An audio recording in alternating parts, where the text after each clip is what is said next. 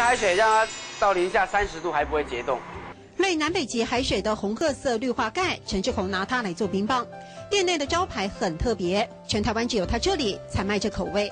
把我们的传统的客家的那个酸橘把它做成冰棒。搜集冬令盛产小酸橘，熬煮成膏，再瓶装保存。妈妈的创意在市场上很热销。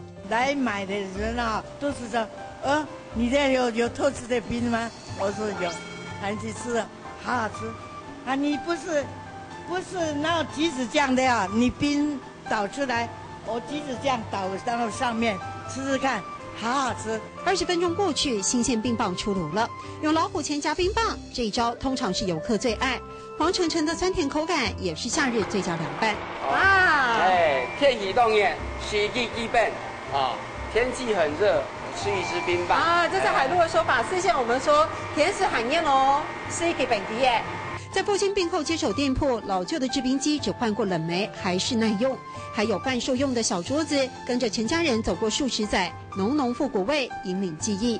我爷爷奶奶那种年轻的时候只要你追女孩子，约女孩子出门就一定来这边逛街、看电影。